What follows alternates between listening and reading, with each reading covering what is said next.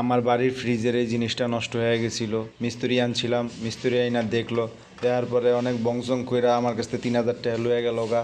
তারপরে আমি আর কি করবো, এই পাশটা আনার উদ্দেশ্যে আমি রওনা হলাম। প্রথমে গেলাম রাজুক মার্কেটে যাইয়া মার্কেটে এই পাশটা পাইলাম না। তারপরে আমি রওনা দিলাম টঙ্গীর উদ্দেশ্যে। টঙ্গী যাইতাছি, টঙ্গী যাওয়ার পথে এই রোদের ভিত্তে একলা একলা ভিডিও বানাইতেছি।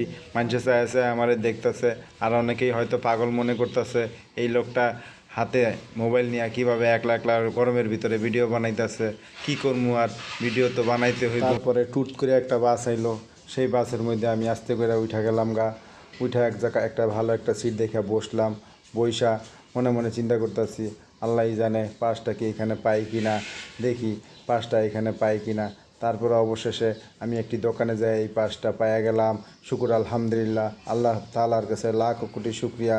পাসটা পাইয়া আমি আবার বাসার উদ্দেশ্যে রওনা হচ্ছি। আবার একটা বাসে উঠা মনোরম পরিবেশে আমি রাস্তার ভিউ দেখতে দেখতে আবার বাসায় এসে পড়লাম।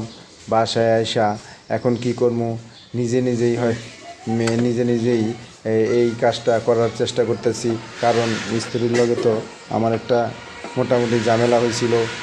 মিস্ত্রি আর আসে নাই। শালার পুতে আমার কাছ থেকে 3,000 টাকা দেখায় নিয়া অন্য কাজের বংশং কইরা আমার কাছ থেকে চলে গেছে। তারপরে কি করবো, আমি ইউটিউবের কিছু সহযোগিতা নিয়ে নিজেরটা নিজেই লাগানোর চেষ্টা করলাম, আলহামদুলিল্লাহ। তারপরে অবশেষে আমি ফ্রিজের এই